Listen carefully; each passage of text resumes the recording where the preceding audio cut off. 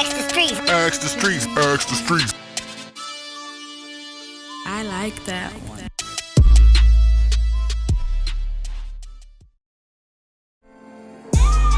Shit getting hard, but we ain't letting up. Yeah, we all fall down, but we ain't giving up. Watch the haters fall down, cause you ain't giving up. Can't keep your head down, lift your spirit up. Shit getting hard, but we ain't letting up. Yeah, we all fall down, but we ain't giving up. Watch the haters fall down, cause you ain't giving up. Can't keep your head down, lift your spirit up. Can't keep your head down, keep your head up. Fuck them hating niggas, get your bread up. Motherfuck 12, they ain't scaring us. Motherfuck the devils, they ain't scaring us. Real niggas ride with me, yeah, they know it's up. Gotta make a name for yourself, yeah, they know it's us. Gotta keep a small circle, cause you can't trust. Gotta watch out for these hoes, cause they gon' lust.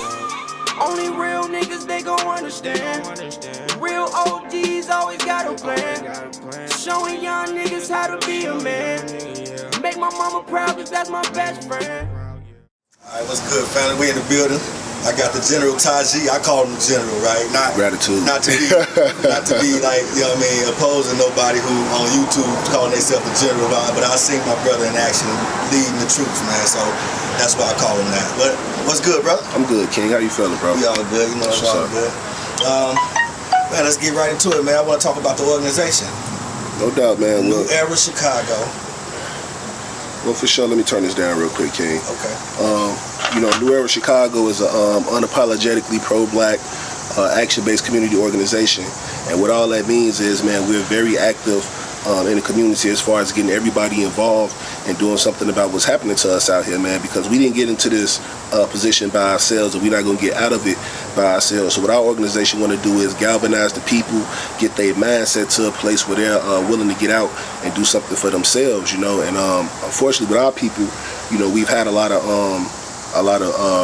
we had a lot of speakers and we had a lot of motivational leaders and things like that, but what we haven't had is total unity throughout all of our communities, you know what I'm saying? And that's what we're really trying to get to, man, because we got to do something different.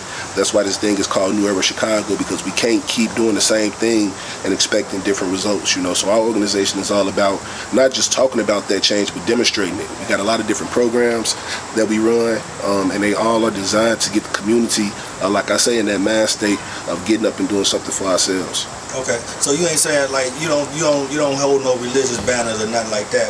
So it's just a race first community thing, and everybody welcome.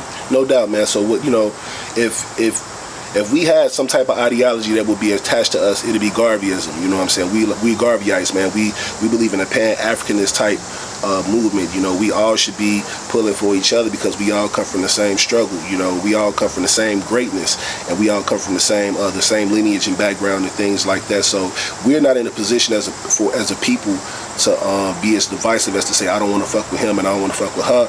You know what I'm saying? Because we're going through some major problems in our communities, and the only way that we're going to change that is by coming together, not being divisive. So our whole ideology, if you want to say so, is just bringing everybody together under one umbrella, man. You know what I'm saying? We all have to drop our individual religious practices and things like that for the common cause, and that's black love, black unity, black power, and race first. You know, race first is a slogan that's very heavy within our organization, and the reason that we say race first is because that's something that's kind of been bred out of us.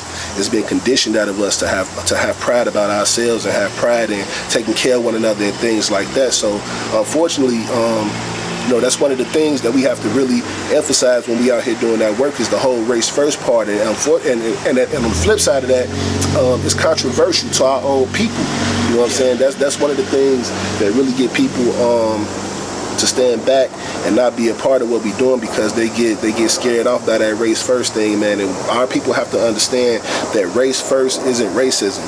That's called nationalism. You know what I'm saying? Everybody practices nationalism except the black community. You know, everybody does it, man. You don't have to go to the Mexican community and tell them to come together, because they already together.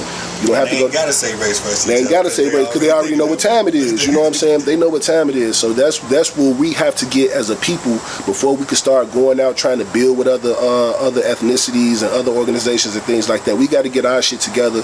We got to get our home in order first before we start branching out, trying to link up with other people and do different things. I definitely feel that. So you do get pushback from that, from the race first thing. But okay, let's talk about that. The DACA situation, and they sending people back. And you know, I was on the internet, and my argument is, it's not, and I know, you know, because it's gonna be family members, it's gonna be a lot of people that'll probably be affected by that on the negative side. But at the end of the day, I don't think that's a black person's fight, right? That ain't a black people fight, right? So I'm telling. But the pushback is, oh well, if they doing it to these people, eventually they're gonna come and get you. And so I don't look at it like that. I say, well, you know, if they're gonna do that, then why? If we thinking that way, then why don't we prepare for that then, instead of? If they gonna do that, then we still need to be taking care of our own shit. Need to be taking care of our own shit. That's right. If they gonna come get us next, then we need to be taking care of ourselves now. You know, that's what I'm saying, bro. We got to get out of that fucking mad state, man. We are mentally sick as a people. And it ain't about hate nobody. Yeah, it's not about hate, bro. You know what I'm saying? Look, this thing is business.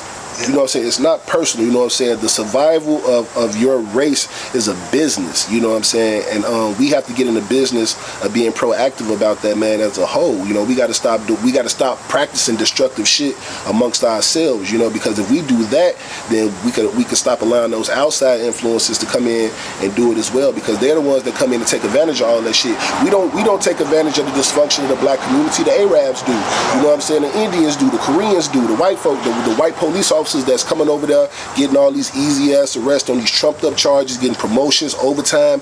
They're the ones that's benefiting from our communities looking like this, not us, you know what I'm saying? So we got to stop giving everybody the motherfucking giving everything that we have to everybody else, man, and letting them build off of it, and we got to return back to this fucked up situation that we in.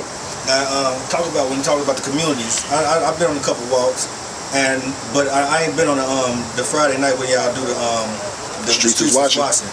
Man, dude, y'all be in some of the worst neighborhoods in Chicago, right? These the neighborhoods that's like making the news nationally, and everybody like, ooh, they scared to go to Chicago because of these neighborhoods that y'all literally walking through, right? And talking to the people.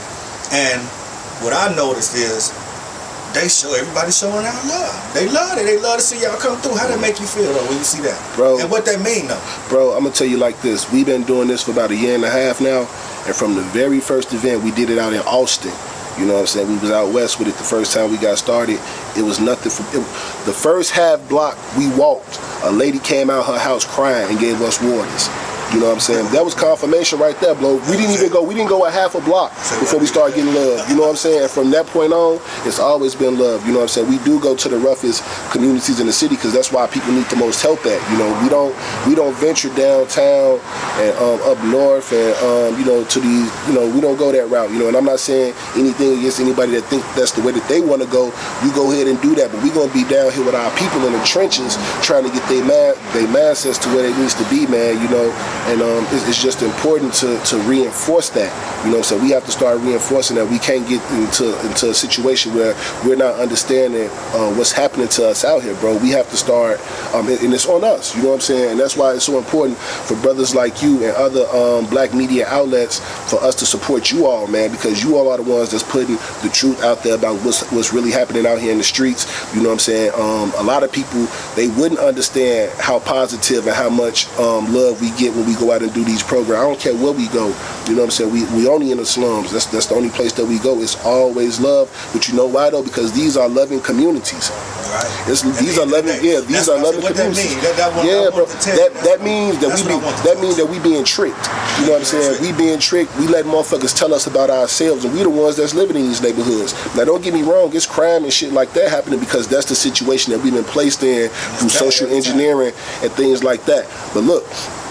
We go out west, you know what I'm saying, and we talk to the folks out west, and they ask us, you know, what we do our work at. We said we normally be in Inglewood, and they be like, "Damn, y'all be in Inglewood? Man, it's rough over there." But just as many people get killed in Austin as get killed in Inglewood, but they think Inglewood is more dangerous because somebody told them that.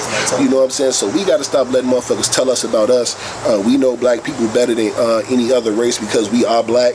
So yeah, man, you know, it's always love in all of these communities that we go to. Black people are very loving people. That's really why we're in the situation that we're in, because we were so open and willing to give our best to others that took advantage of the shit and placed us in the position that we are in now.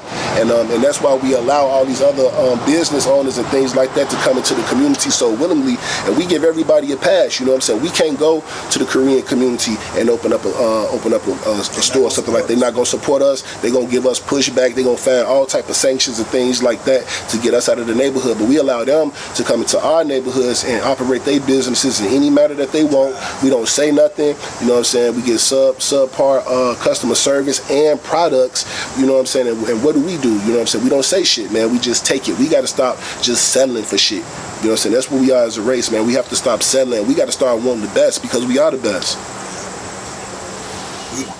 If you have questions that you would like to ask the streets, contact us at askthestreets